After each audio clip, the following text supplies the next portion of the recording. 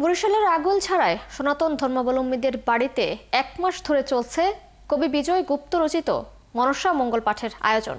প্রতিদিন দুপুর থেকে সন্ধ্যা পর্যন্ত বাড়ির উঠানে নারীরা সুরে সুরে পাঠ করছেন এই পুঁথি। শ্রাবণ মাসের শুরু থেকে শেষ পর্যন্ত পাঠ করা হয় এই কাব্য।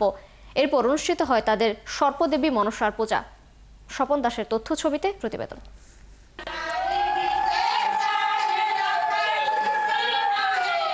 বাড়ির উঠোনে বসে নানা বয়সী নারীরা সুরে সুরে পাঠ করছেন মনসা মঙ্গল। কেউ কেউ জুটি বেঁধে ছন্দে ছন্দে করছেন নৃত্য।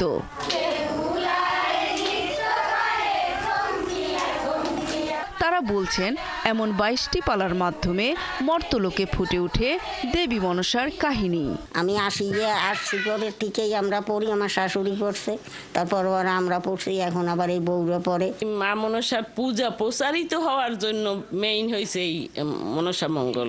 দেবী মনসার পূজা পাওয়ার জন্য সাপের কামড়ে চাঁদ সওদাগরের পুত্র লক্ষিন্দরের মৃত্যু, চাঁদ সওদাগরের দুর্দশা, বেহুলার স্বামী লক্ষিন্দরের প্রাণ ফিরিয়ে আনার সংগ্রামের কাহিনী লেখা আছে মনসা মঙ্গলে বলে জানান তারা।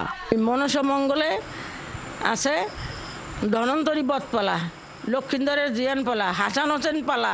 লক্ষিন্দরের জিয়ান পালা যেটা, সেই জিয়ান পালায় কিভাবে লক্ষিন্দরকে সর্পে দংশন করছে সেই ইতিহাস এর মধ্যে আছে। এদিকে দিন দিন হারিয়ে যাচ্ছে মনসা পাঠ, বলছেন শুনতে আসা লোকজন। প্রতি বছর আমরা এই মাসটার জন্য অপেক্ষা করে থাকি, শ্রাবণ মাসটার জন্য। কেউ শুনে, আবার আমরা কেউ পড়ি, আবার সবাই মিলে জিলে পড়া হয়। পুরনো সংস্কৃতি আমরা ধরে রাখার চেষ্টা করি। পঞ্জিকা অনুযায়ী আগামী 31শে শ্রাবণ সনাতন ধর্মাবলম্বীদের বাড়িতে বাড়িতে ও মন্দিরে মন্দিরে অনুষ্ঠিত হবে মনসা পূজা বলে জানান মনসা মন্দিরের পুরোহিত।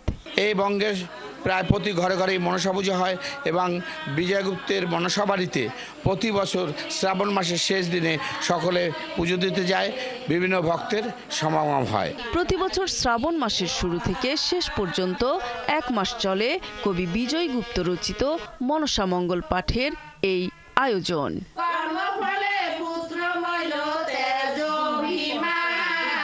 নূর তাজমিন নীর, 71।